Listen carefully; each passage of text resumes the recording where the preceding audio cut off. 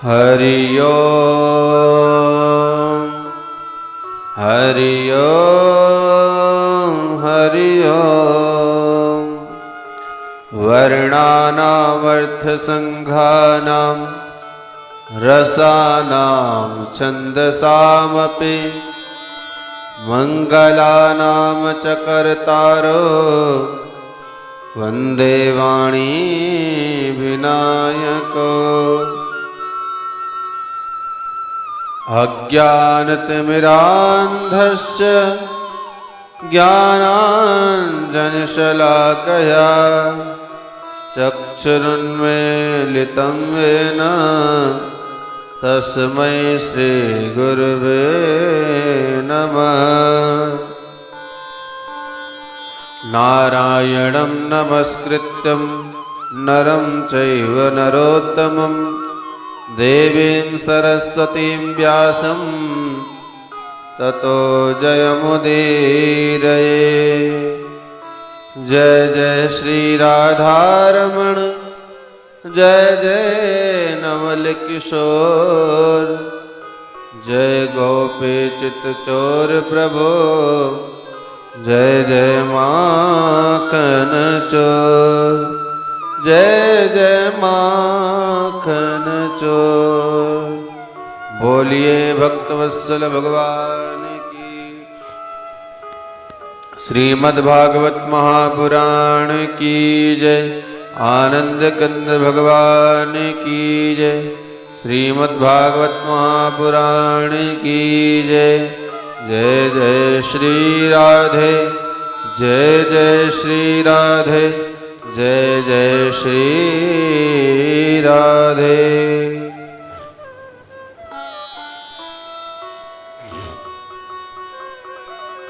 अनंत कोटि ब्रह्मांड नायक योगीधिराज भगवान श्री बालकृष्ण लाल के चरणों में हम सब कोटि कोटि प्रणाम निवेदित करते हैं। कथा श्रवण कर रहे समस्त श्रोता समुदाय को हमारी तरफ से सिया राम में सब जग जानी करो प्रणाम जोर जुग पानी का भाव निवेदित करते हैं।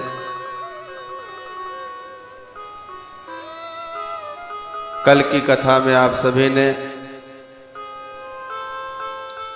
नवम स्कंद की कथा को श्रवण किया, जिसमें सूर्यवंश और चंद्रवंश की कथा बहुत ही संक्षेप में आपको सुनाई गई। अब यहां से हम दसम स्कंद में प्रवेश कर रहे हैं। परीक्षित ने प्रश्न किया, कथितो वंश विस्तारो भवता सोमश्रु सूर्ययोः राज्ञां चोभयवंशानां चरितं परमाद्भुतं यदोश्च धर्मशीलस्य नितरां मुनिसत्तमं तत्रासेनावतीर्णस्य विष्णोर्वीर्याणि संसनः। परीक्षित ने तुरंत प्रश्न किया, भगवान आपने मुझे सूर्यवंश की वंशावली और चंद्रवंश के राजाओं की गाथा तो बहुत लंबी चौड़ी सुनाई, परंतु जब मेरे प्यारे प्रभु की चर्चा आई तब इतनी जल्दी से चटपट कैसे कर गए। अरे उनके लिए मैं कितना उतावला बैठा हूं। महाराज मैं जानना चाहता हूं कि परम धर्मशील महाराज यदु के वंश में मेरे प्रभु का प्राकट्य अपने अंशों के साथ कैसे हुआ। महाराज जिज्ञासाएं तो बहुत है। मैं जानना चाहता हूं कि श्री कृष्ण कथा भवरोग की मीठी दवा है और दवाइयां कई प्रकार की होती। एलोपैथी का भरोसा नहीं, कब कौन सी दूसरी बीमारी पैदा कर दे। आयुर्वेद है तो बहुत बढ़िया, पर मुख कड़वा कर देती। पर सबसे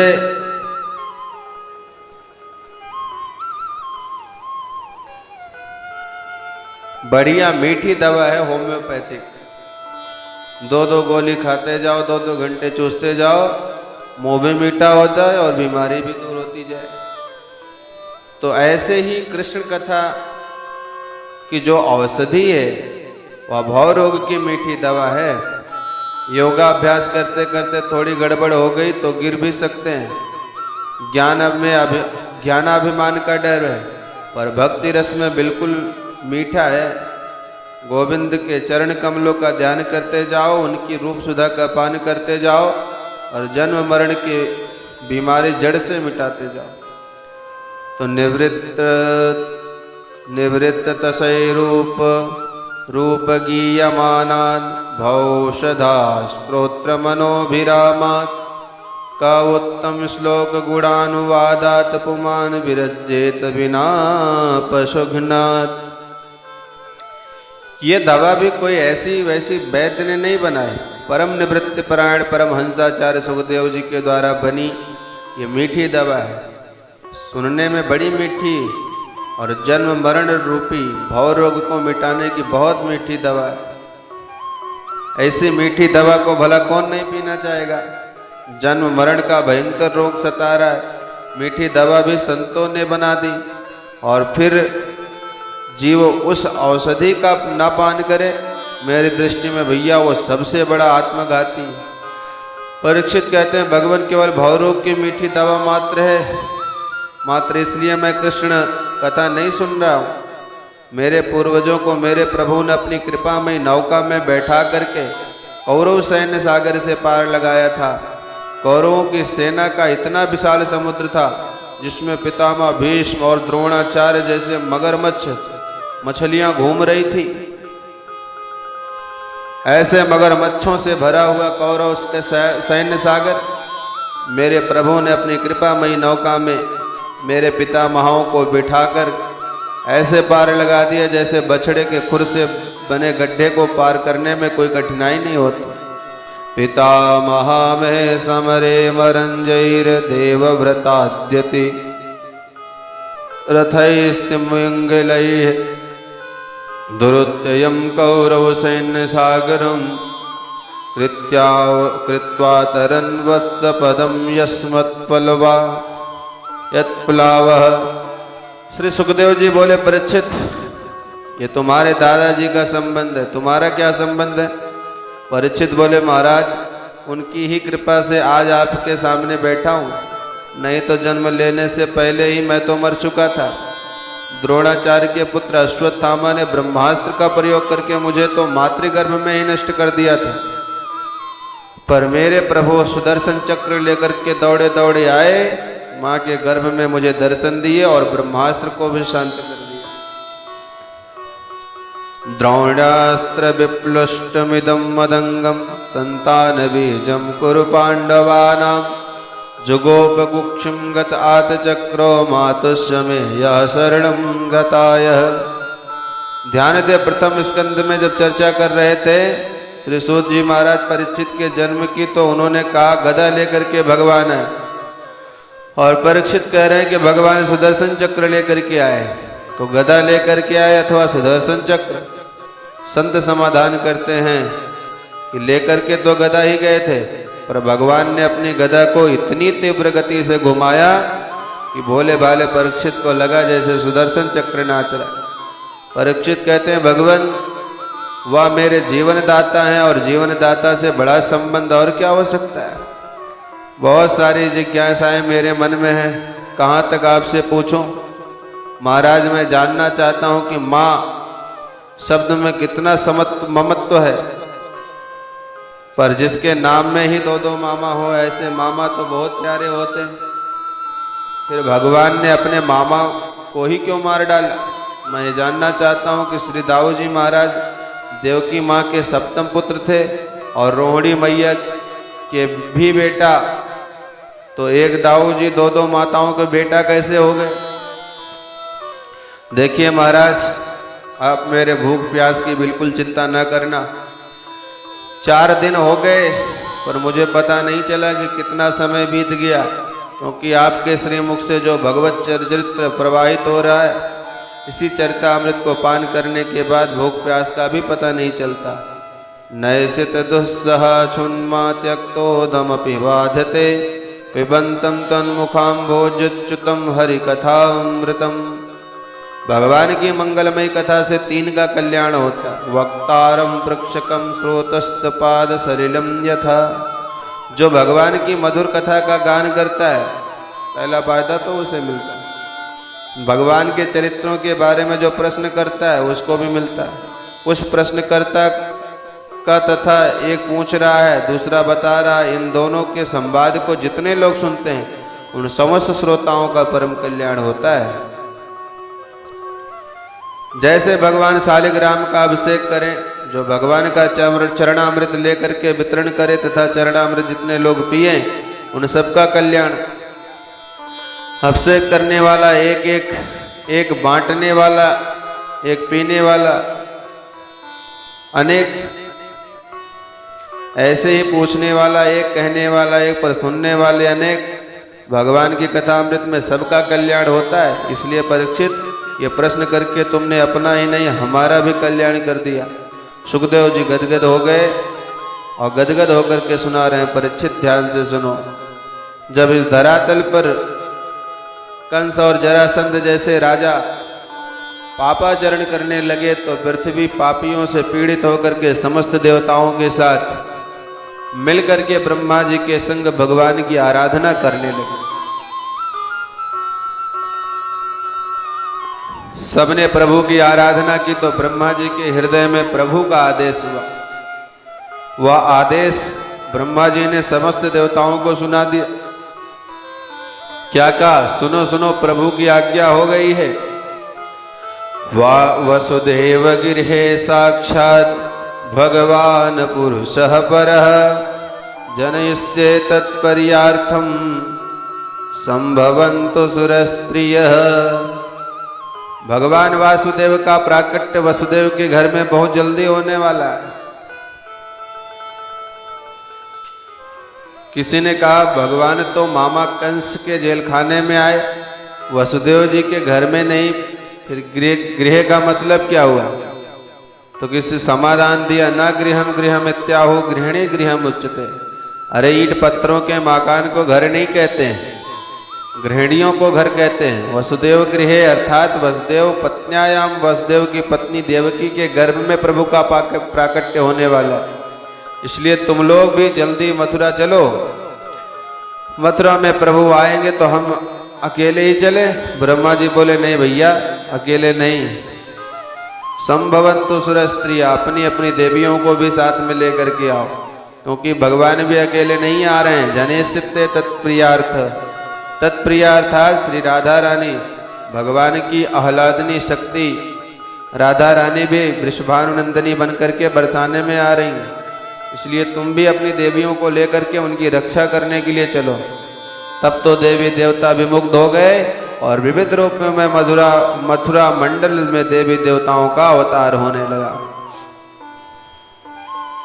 मोक्षदायिनी परम पावन पुरी मथुरा में भगवान का नित्य निवास है। यत्र नित्यम सन्निहितो हरि, यहाँ के राजा महाराज उग्रसेन बहुत ही धर्मात्मा है, पर इनका बेटा हो गया कंस। कसी हिंसायाम, धातु से कंस शब्द बना, अर्थात हिंसा में ही जिसकी स्वाभाविक अभिरुचि हो वह कंस। मार काट लड़ाई झगड़ा जिसे बेहद पसंद हो वह कंस। इतना क्रूर प्रवृत्ति का कि एक बार तो अपने पिताजी को ही उठा करके जेल में पटकाया और मथुरा की गद्दी हठात अपने वश में कर ली। एक बार इस कंस की दृष्टि अपने चाचा देवक महाराज की बेटी देवकी के ऊपर पड़ी। उसने देखा कि हमारी बहन सयानी हो गई है, तो चलो इसका संबंध किया जाए। तो वसुदेव जी महाराज से संबंध पक्का कराया। गाजे बाजे के साथ धूमधाम से बारात लेकर के वसुदेव जी आए, हर्षोल्लास पूर्वक विवाह भी कर दिया।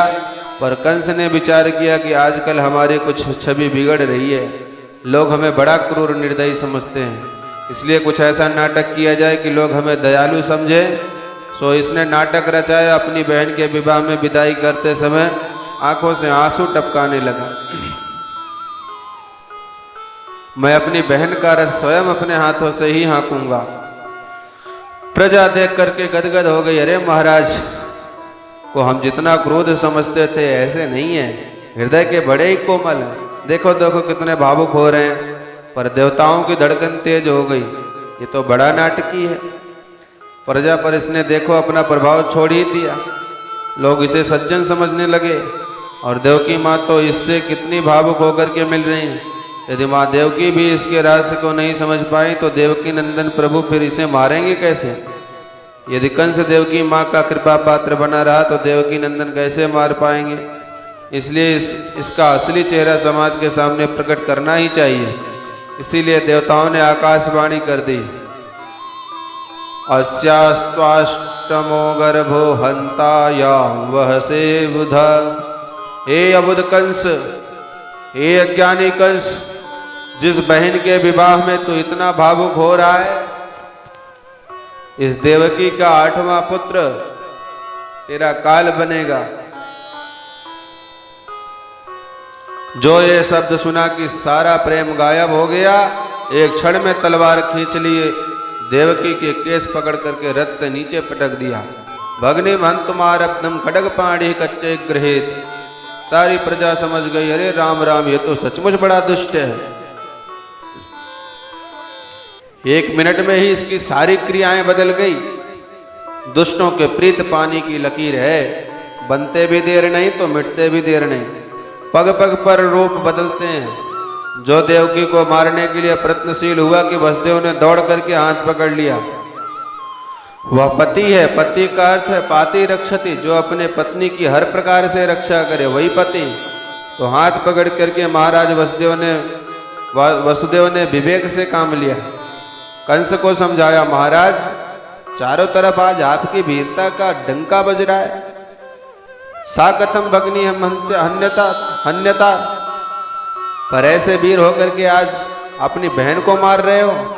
अरे वीर पुरुषों को स्त्री जाति पर तो हाथ ही नहीं उठाना चाहिए, तुम कैसे वीर हो? ये केवल स्त्री नहीं, ये तो तुम्हारी छोटी बहन भी है। छोटी बहन बेटी के बराबर होती है और इस समय सुहागिन नववधु बन करके विराजमान है और उसे सौभाग्य का आशीर्वाद दिए बिना आप उस पर खड्ग प्रहार कर रहे हैं। कितना बड़ा नाम कलंकित हो जाएगा, जरा सोचिए। हे सातवानुजा बाला कृपणा पुत्र कोपमा, हंतुम नारहस कल्याणी मिमाम तुम दीन वत्सला। आप तो दयालु हो महाराज, कुछ तो इस बेचारी पर दया करो। देखो तुम्हारे क्रोध को देख करके कितनी कातर हो रही है, कांप रही है। आखिर क्या अपराध किया इस बेचारी ने? कंस ने कहा, वह सब तो ठीक है वसुदेव, पर मेरे काल को जन्म देगी उसका मैं क्या करूं? वसुदेव ने कहा, मृत्यु प्राणी की सगी बहन है। जीव जन्म लेता है तो साथ ही मृत्यु का जन्म भी होता है। कब कहां कैसे मरना है सब सुनिश्चित है महाराज। मृत्युर्जन्मतां वीर देहेन सहजायते, अद्यवाब्ध सप्तान्ते वा मृत्युर्वेव प्राणिना ध्रुव। महाराज प्रत्येक प्राणी की मृत्यु अटल है, इसे कोई टाल नहीं सकता। बहुतों ने प्रयत्न किया पर कोई टाल नहीं सका। अतः आप अपनी बहन की मृत्यु का कलंक न लीजिए। कंस ने कहा, यह सब बकवास मुझे पसंद नहीं। वसुदेव ने अब विवेक से काम लिया कि कुछ करना पड़ेगा और इस समय जितना हो सके काल को टालने का प्रयास करो। तुरंत बोले, अच्छा ठीक है, तुम्हें यदि देवकी के पुत्रों से भय लग रहा है तो मैं वसुदेव आपको वचन देता हूं, पुत्रान समर्पयिष्ये अस्या यतस्ते भयमुत्थितम। देवकी के समस्त पुत्र मैं तुम्हें सौंप दूंगा। तुम्हें पुत्रों से भय है ना, तो तुम्हें जो दिखावे सो करना। कंस को ये बात कुछ समझ में आ गई, मेरी बहन है, विवाह बेला में सभी लोग के बीच मारना उचित नहीं होगा। चलो ठीक है, बस जो तुम्हारा वचन है तो मैं भी छोड़ रहा हूं, पर जितने भी बालक हों मुझे सौंपने होंगे, मुझे स्वीकार है। दोनों दंपति को बंदी गृह में डाल दिया। मृत्यु जब सामने उपस्थित हो तो विवेकशील पुरुष को चाहिए कि जितना हो सके उसे टालने का प्रयास करे। उस वक्त वसुदेव जी ने वही किया। अरे 8 बच्चे होंगे तब होंगे भी कि नहीं होंगे, हो भी गए तो 8 बच्चों के होने तक ये जिंदा रहेगा भी नहीं। सब भविष्य के गर्त में, तो वर्तमान मृत्यु को तो टालो। इसलिए वसुदेव ने विवेकपूर्ण कंस को समझाकर उस समय देवकी की मृत्यु को टाल दिया। विवेक से काम लेकर के बंदी गृह को स्वीकार कर लिया। कालांतर में वसुदेव जी के यहाँ कीर्तिमान नामक प्रथम पुत्र हुआ, जिसे लाकर के वसुदेव ने अपने हाथों से कंस को दिया। कंस खुश हो गया, भाई तुम वचन के बहुत धनी हो, हम मान गए। वसुदेव इसे वापस ले जाओ। प्रतियातु कुमारोयम, इससे मुझे कोई डर नहीं, इसलिए इसे वापस ले जाओ। वसुदेव जी वापस लौटे ही थे कि नारद जी पहुंच गए और कमल का पुष्प दिखा करके बोले, राजन जरा बताइए इसमें 8वां पंखुड़ी कौन सी है। अब एक एक करके अलग अलग गिनवाई तो 8वीं होती गई। तब कंस समझ गया पहला भी 8वां हो सकता और 8वां भी पहला हो सकता, खतरा नहीं लेना चाहिए। बुलाओ बुलाओ वसुदेव को। मूर्ख और शंख दूसरों के फूंकने से ही बचते हैं। एक क्षण में वसुदेव जी को दोबारा बुला लिया और बालक का पैर पकड़ करके घुमाकर पटक दिया।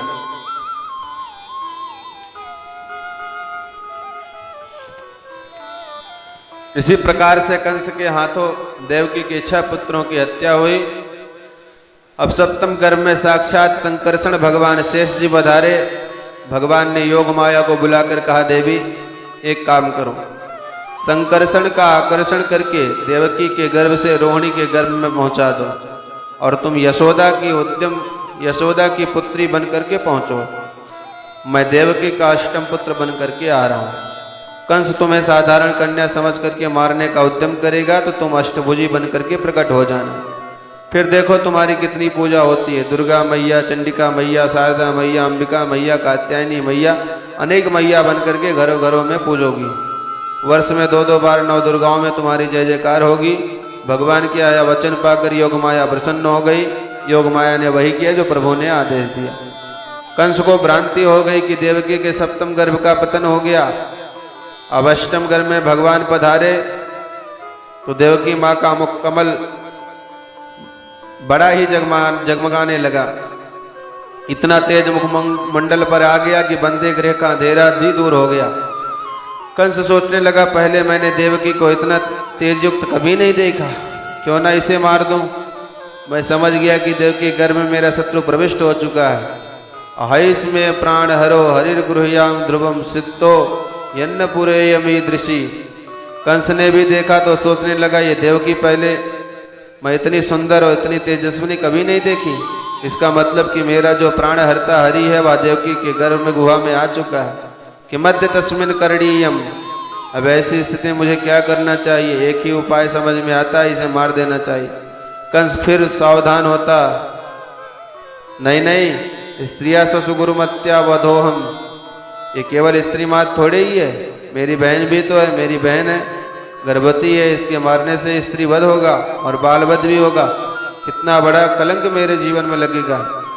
अरे मरना तो एक दिन पड़ता ही है, पर मरने के बाद मेरे जैसे प्राणियों को दुनिया वर्षों तक गाली देती है। अब देखिए कैसे कैसे विचार कंस के मन में आ रहे हैं। क्योंकि देवकी के सन्मुख खड़ा है तो हरि का सामना हो रहा है, गर्भस्थ गोविंद के सम्मुख खड़ा है, इसलिए इसके भाव बड़ी सात्विकता आने लगी। पाप से डरने लगा। बहन की हत्या नहीं करनी चाहिए, बाल हत्या नहीं करनी चाहिए, जीवन में इतना कलंक लगेगा कि धोती नहीं बनेगा। अरे छोड़ो, इतने मर गए, इसे भी ठिकाने लगा ही देते हैं। सोच कर करके चला जाता है और जब घर पहुंचता है तो माथा गर्म हो जाता है। खतरा नहीं लेना चाहिए। और जब देवकी के सामने आता है तो विचार बदल जाता है। ये स्थिति हो गई परीक्षित कि आसीन संविसंतिष्ठन भुंजान पर्यटन महीन चिंतयानो हृषि के समपश्यते तन्मयम जगत। बैठते उठते चलते फिरते खाते पीते सोते जागते 24 घंटे काला काला मुरली वाला इसकी आंखों के सामने नाचने लगा। हर तरफ उसे वही नजर आता। पर देवताओं ने जब देखा कि देवकी मां के गर्भ में गोविंद आ गए तो सोचने लगे चलो स्वागत गान करें, भगवान का सम्मान करें। सारे देवता आ गए और ब्रह्मा जी शिव जी को आगे करके उस बंदे गृह में पहुंच करके गर्भस्थ गोविंद की स्तुति प्रारंभ कर दी। इसे गर्भा स्तुति कहते हैं। सारी प्रकृति आज प्रभु के स्वागत में सुसज्जित है। आइए हम भी स्वागत करें। स्वागतम कृष्णा शरणागतं कृष्ण स्वागतं कृष्ण शरणागतं कृष्ण सत्यव्रतं सत्यपरं त्रिसत्यं सत्यस्य योनिं निहितं च सत्ये स्वागतं कृष्ण शरणागतं कृष्ण स्वागतं कृष्ण शरणागतं कृष्ण सत्यस्य सत्यमृत सत्यनेत्रं सत्यात्मकं तां शरणं प्रपन्ना शृण्वन् गृह्णन् स्मंसरत् स्मर्यश्च चिन्तयन् नामानि रूपाणि च मङ्गलानि ते क्रियासु यस्त्वच्चरणारविन्दयोरविशिष्टचेतना भवाय कल्प्यते स्वागतं ते स्वागतं शरणागतं प्रभु स्वागतं। सब देवता मिलकर के गर्भगत हरि की गर्भास्तुति की। हे प्रभु, आप ही त्रिकाल बाधित सत्य होकर भूत वर्तमान भविष्य में शाश्वत सत्य आप ही है। ऐसे हे प्रभु, आपको हम बारंबार प्रणाम करते हैं। त्वत्पाद पोतेन महत्कृतेन कुर्वन्ति गोवस्त पदम भवाब्धिम। आपकी कृपामयी चरण कमलों की नौका का जो आश्रय ले लेते हैं, वह इस भवसागर को बछड़े के पैरों के गड्ढे के समान बड़ी सहजता से पार कर जाते हैं। प्रभु, हे प्रभु, हे अरविंदाक्ष, जो प्राणी अभी मुक्त नहीं हुए पर अपने को मुक्त मान बैठे हैं, विमुक्त माननी अर्थात मन के लड्डू खा रहे हैं, अभी मुक्ति की स्थिति आई नहीं पर अपने को मुक्त मान बैठे हैं और फिर भी अपने को ही ब्रह्म कह करके अपने चरण कमलों से अपने भाव को समाप्त कर देते हैं, उनकी बुद्धि बिगड़ जाती है। परिणाम यह होता है, आरूह कृष्णेन परम पदम ततः पतंत्यो अधो नादृत युष्मदंग गृया। बड़ी कठिनाई से बड़ी साधना करते करते साधना की बहुत ऊंचाई तक पहुंच तो जाते हैं, पर थोड़ी सी असावधानी से धड़ाम से नीचे गिर जाते हैं और बेचारे धूल चाट जाते हैं। पर दूसरी ओर तथा नो नते क्वचिद, हे माधव तावका त्वदीया, जो आपको ही अपना जीवन धन सर्वस्व मान चुके हैं, ऐसे आपके चरणाश्रित जो भक्त हैं, वह बड़े बड़े विघ्नों के सिर पर पैर रखते हुए धारा प्रवाह गति से दौड़ते चले जाते हैं। क्योंकि त्वया विगुप्ता विचरन्ति निर्भया, आप उन्हें चारों तरफ से इस प्रकार से संभाल करके ले जाते हो कि उन्हें कभी गिरने नहीं देते हो, फिसलने नहीं देते हो। कुछ लोग गोवर्धन की परिक्रमा लगाने आए, ब्रज में 7 कोस की परिक्रमा लगाई, सुबह से शाम तक, बाद में बेचारे हारे थके कमर पकड़ बैठ गए। हे भगवान, आप तो ये एक कदम भी नहीं चला जाता। 5 साल का एक बच्चा भी उनके साथ आया, वह उछल कूद कर रहा था। किसी ने पूछा, बेटा तू भी गया था परिक्रमा करने? तूने भी परिक्रमा की, फिर तू क्यों नहीं थका? बच्चा बोला, हम तो पिताजी के कंधे पर बैठ कर गए थे। तो यात्रा तो उसकी हुई पर थकान भी नहीं, क्योंकि अपने पैरों पर हम चल ही नहीं। तो आज तो जो अपने बल का गर्भ लेकर के चलेगा, वह गिरेगा भी, थकेगा भी, फिसलेगा भी, अनेक प्रकार से समस्याएं आएंगी। और जो गोविंद की दया के बल पर चलेगा, वह बड़े बड़े विघ्नों के ऊपर पैर रखता हुआ दौड़ता चला जाए, उसे कुछ भी पता नहीं चलेगा। इसलिए प्रभु, आपके भक्तों का कभी पतन नहीं होता। इसलिए इसी बात का मानो अनुवाद गोस्वामी जी ने रामचरितमानस में किया। जे ज्ञान मान विमत तव भव हरन भक्त नयादरी, ते पाई सुर दुर्लभ पदादपि परत हम देखत हरि। हे हरि, जो ज्ञान के अभिमान में उन्मत्त होकर के भव का हरण करने वाली भक्ति का आदर करना छोड़ देते हैं, उन ज्ञानाभिमानियों को ब्रह्मलोक के पदों को प्राप्त करने के बाद भी गिरते हुए हमने देखा है। ये वेद भगवान प्रभु की स्तुति करते हुए रामचरितमानस के उत्तरकांड में कहते हैं। इसलिए भगवान के चरण कमलों का आश्रय लो। भगवान के चरण कमल का आश्रय कैसे लें? भगवान की लीलाओं को पहले खूब सुनो, और कोई सुनाने वाला ना मिले तो तुम ही सुनाना प्रारंभ कर दो। पर कोई सुनने वाला ना मिले और ना ही सुनाने वाला, तब भगवान की लीलाओं का स्मरण करो, चिंतन करो। स्मरण और चिंतन में क्या भेद है? अप्रयत्नश्चित्त व्यापार स्मरणम सा प्रयत्नश्चित्त व्यापारो चिंतनम। जिसको याद करने के लिए चित्त पर जोर लगाना पड़े उसका नाम चिंतन, और जो बिना चित्त पर जोर दिए ही आ जाए उसका नाम स्मरण।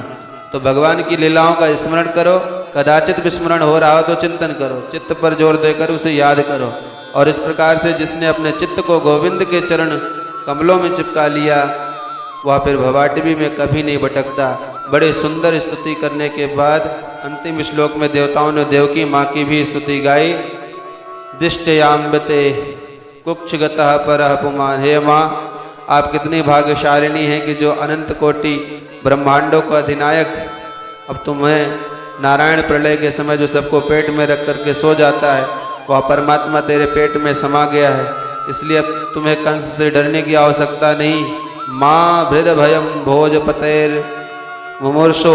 अब भोजपति कंस को तुम मरा ही समझो और निश्चिंत रहना। इस प्रकार के समझा बुझा करके ब्रह्मा शिव आदि समस्त देवता अंतर्ध्यान हो गए।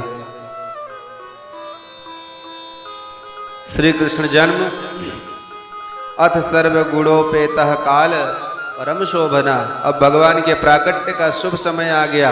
काल के नाम से हृदय कांप जाता है, बहुत खतरनाक होता है। पर आज भगवान के जन्म के अवसर पर काल परम शोभना, काल भी परम सुंदर बन करके आया। भादों का महीना आ गया, कृष्ण पक्ष आ गया, अष्टमी तिथि आ गई, बुधवार आ गया, रोहिणी नक्षत्र आ गए, हर्षण योग आ गया, बवकरण आ गया, मध्य रात्रि 12 बजे का समय हो गया। उस समय भगवान अचानक देवकी वसुदेव जी के सम्मुख चतुर्भुज दिव्य नारायण रूप में प्रकट हो गए। उस अद्भुत बाल छवि को देख करके सबने हाथ जोड़े, देवकी वसुदेव की स्तुति करने लगे। बोलिए श्री कृष्णचंद्र महाराज की जय, बोलिए बाल कृष्ण लाल की जय। तमद्भुतम बालकम बुझे क्षणम चतुर्भुजम शंख गदा युरदायुधम। इस अद्भुत बालक को देखा। अद्भुत क्यों? क्योंकि बच्चे 2 हाथ वाले होते ही 4 हाथ वाला। अद्भुत तो ही है। बालक जन्म लेते समय आंख बंद किए रहते हैं, कमल जैसी आंख वाला बालक नग्न पैदे होते हैं, पर ये पीतांबर पहने आया। बालक निहत्ते होते, पर ये तो शंख चक्र गदा पद्म लिए खड़ा है। हर प्रकार से अद्भुत बालक है। ऐसे अद्भुत दिव्य छवि को देख करके वसुदेव जी ने प्रणाम किया। विदितोऽसि भवान साक्षात पुरुषः प्रकृते परे। मैं पहचान गया कि आप प्रकृति से परे साक्षात परम पुरुष श्रीमन नारायण हो। प्रभु आप तो साक्षात आनंद स्वरूप हो। देवकी मैया डर रही हैं, मन में वसुदेव जी को बार बार संकेत कर रही हैं कि जल्दी कीजिए महाराज, मेरा भैया ना आ जाए। तो भगवान हंस करके बोले, मैया मामा जी की चिंता मत करो, अब मेरे हाथ में सुदर्शन चक्र है, अभी जो करना है आप ही करो। जब बालक रूप में आ जाऊं तब मेरा ध्यान रखना। तब तो देवकी माँ का भी साहस बढ़ गया। कंसाद भीता सुचिस्मिता, कंस का भय भाग गया, मुख पर मुस्कान आ गई और हाथ जोड़ करके मैया ने भी स्तुति की। प्रभु मित्र रूपी नागिन प्रत्येक प्राणी के पीछे पड़ी है। जब तक जीव भागता भागता आपके चरण कमलों की सुखद छाया का आश्रय ग्रहण न करे, तब तक मृत्यु रूपी नागिन उसका पीछा नहीं छोड़ती। मृत्यु रूपी भयंकर रोग सबको भयाक्रांत करता है, तो भवरोग से कैसे बचें? धन्वंतरी भगवान की शरण में जाओ, सारा इलाज कर देंगे। धन्वंतरी भगवान कौन है? भगवान के जो चरण कमल हैं वही धन्वंतरी भगवान है। अब्ज अर्थात जल से जिसका जन्म हुआ, तो धन्वंतरी भगवान का जन्म भी जल समुद्र में हुआ था। तो जैसे जल से धन्वंतरी भगवान का प्राकट हुआ, ऐसे ही आपके चरण रूपी धन्वंतरी भगवान का जो आश्रय ले लेगा, वह जन्म मरण रूपी भयंकर भवरोग की पीड़ा से सर्वदा के लिए मुक्त होकर स्वस्थ सेते सर्वदा के लिए स्वस्थ होकर के विश्राम करेगा। मुझे तो एक ही आश्चर्य होता है, अनंत ब्रह्मांड जिसके रोम रोम में विचरते हैं, वह इतना बड़ा परमात्मा मेरे पेट में कैसे समा गया? ब्रह्मांड निकाया निर्मित माया, रोम रोम प्रतिवेद कहे, सो मम उर्वासी यह उपवासी, सुनत धीर मत थिर न रहे। बड़ी सुंदर स्तुति की। अंत में भगवान बोले, माँ पूर्व काल में आपने बहुत तप किया था, सो मैंने बेटा बनने का वचन दिया था। आप पहले अदिति कश्यप बने तो मैं वामन बन करके आया। आज मैंने तुम्हारा बेटा बन करके पुनः प्रकट होने वाला हूँ। जैसे ही बेटा बनो मुझे गोकुल में छोड़ आना और वहाँ एक कन्या का जन्म हुआ है उसे उठा लाना। सारी बातें समझा करके बभू प्राकृत शिशु एक नन्हे से बालक बनकर देवकी मैया की गोदी में प्रभु प्रकट हो गए। पर रोए बिल्कुल नहीं, क्योंकि बोले रावण अवतार में रोए थे तो दास दासियां बधाई लेकर के दौड़ी, और यहाँ कहीं रो बैठे तो चारों तरफ से मामा जी लाठी लेकर के दौड़ पड़ेंगे। इसलिए तूष्णी बभूव, भगवान बिल्कुल चुपचाप देवकी माँ की गोद में बाल रूप में प्रकट हुए। वसुदेव जी ने तुरंत उठा करके हृदय से लगा लिए, सूप में लिटा करके भगवान को अपने सिर पर धारण किए चल दिए। जैसे ही सिर पर भगवान को आसीन किया कि हथकड़ी बेड़ी अपने आप खुल गई, किवाड़ अपने आप खुलते चले गए। जब बाहर निकले तो पहरेदार भी सब खर्राटे मार करके सो रहे थे। यह प्रसंग का आध्यात्मिक अर्थ यही है कि जीव जैसे ही ब्रह्म संबंध में प्राप्त करता है तो ब्रह्म साक्षात करता है तो उसके सारे भवबंधन अपने आप खुल जाते हैं। जितने भी अज्ञान के कपाट लगे हैं वह सब हट जाते हैं। जितने भी काम क्रोध आदि शत्रु घेरे पड़े हैं वह सब सो जाते हैं और जीव वसुदेव की तरह शुद्ध बुद्ध मुक्त हो जाता है। परंतु ब्रह्मा से संबंध जोड़कर जब माया रूपी कन्या से संबंध जोड़ता है तो फिर बध जाता है। वसुदेव जैसे ही लाला को लेकर के चले तो आकाश के मेघ मंडलों ने देखा, वाह हम भी सांवले और हमारे प्रभु भी सांवले, हम भी घनश्याम और ये भी घनश्याम, तो चलो इनका स्वागत करें। पर कैसे? भगवान ने छूट दे रखी है, जो तुम्हारे पास हो वह दो। मेघों ने कहा हमारे पास तो जल है तो चलो जल ही देते हैं। तो ववर्ष पर्जन्या उपांश सुगर्जिता, मेघ मंडलों ने ठाकुर के स्वागत में पानी की मंद मंद फुहारें छोड़नी प्रारंभ कर दी। शेष भगवान को लगा सरकार छोटे से हैं और ये पानी बरसा रहे हैं, तो शेषो अनुवगाद वारी निवारे अनफणे, अपने हजारों का छत्र बना करके जलावृष्टि को रोकते हुए वसुदेव के पीछे पीछे चल पड़े। जैसे यमुना महारानी ने देखा कि मेरे प्राणधन प्रियतम पधार रहे हैं तो बिना पाद प्रक्षालन किए जाने नहीं दूंगी। उमड़ घुमड़ करके यमुना जी का जल वसुदेव के कंठ तक आ गया। प्रभु जान गए कि देवी जी को चरण छूने की पड़ी और पिताजी डूब जा रहे हैं, सो तुरंत अपना श्री चरण नीचे को लटका दिया और जैसे ही चरण कमलों का स्पर्श जल से हुआ कि पाद प्रक्षालन करके यमुना वसुदेव के घुटनों के बराबर हो गए। इस प्रकार से यमुना पार करके वसुदेव जी नंद भवन में पहुंचे।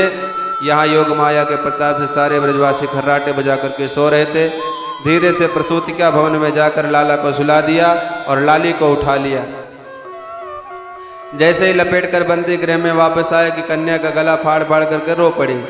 हथकड़ी बेड़ी फिर बंद हो गई और किवाड़ अपने आप फिर बंद हो गए। कन्या का रुदन सुनकर के पहरेदार जग गए और उन्होंने कंस को सूचना दी। कंस दौड़ा दौड़ा आया, पर देवकी की गोद में लाला की जगह लाली को पाया तो बड़ा घबराया। लगता है देवताओं की इसमें भी कोई गहरी चाल है, पर मैं छोड़ने वाला नहीं। कन्या का पैर पकड़ करके घुमा ही रहा था कि कन्या हाथ छुड़ा करके भाग गई और अष्टभुजी बन करके प्रकट हो गई। किम मया हृदया मंद जाता खलु तवांत कृत यत्र क्वा पूर्व सन्नुर्मा हिंसी कृपणान वृथा। ए मूर्ख, तू मुझे क्या मारना चाहता है? तुझे मारने वाला पैदा हो गया है। कंस कांपते हुए बोला, बहन जी कहाँ पैदा हो गया, किस घर में? कन्या बोली, पूरी जन्मपत्री नहीं बताऊंगी, तेरा शत्रु तेरे ही आसपास है, अपने आप ढूंढ निकाल। यो कह करके देवी अंतर ध्यान हो गई। कंस बुरी तरह घबरा कर अपनी बहन देवकी के ही चरणों में गिर पड़ा। बहन जी, जीवन में पहली बार पता चला कि आजकल देवता भी झूठ बोलना सीख गए। देवमप्यानृतम वक्तिम न मत्या एव केवलम। पहले जो आकाशवाणी हुई थी कि तेरा लाल ही मेरा काल होगा, अब ये देवी कह रहे हैं कि तेरा काल पैदा हो गया। इन दोनों में से कोई तो एक झूठा है कि नहीं? हे भगवान, मैंने देवताओं के वचनों पर भरोसा करके तेरे बच्चों को मार डाला। बहन, मेरे अपराध को क्षमा करना। बार बार गिड़गिड़ा करके क्षमा मांगी। बेचारी देवकी क्या कह पाती, क्षमा करके विदा किया। देखिए वसुदेव को भी कंस ने मुक्त कर दिया। तुरंत राक्षसों को बुलाकर कहा, सुनो, 1 महीने में जितने बच्चे पैदा हुए हैं सबको मार डालो। चारों ओर कंस के राक्षस फैल गए। सुखदेव जी कहते हैं, परीक्षित, विप्रागावश्च वेदाश्च तपा सत्यम दमा समा श्रद्धा दया तितिक्षा च कृतवश्च हरेस्तनु। जो वेदों पर प्रहार करते हैं, गायों पर अत्याचार करते हैं, तपस्वियों को सताते हैं, सत्य का आचरण नहीं करते, जिनके हृदय में श्रद्धा और दया समाप्त हो गई है, वह साक्षात नारायण के अपराधी है। वह अपनी मौत अपने हाथों ही पाप कर्मों से बोते हैं। कंस का अत्याचार चारों तरफ बढ़ गया, पर उधर नंद भवन में क्या हुआ, अब नंद महोत्सव की कथा को कल श्रवण करेंगे। बोलिए बालकृष्ण लाल की जय, आनंद कंद भगवान की जय, बोलिए सच्चिदानंद भगवान की जय। श्रीमद् भागवत महापुराण की 10वें स्कंद की जय। ओम शांति शांति शांति।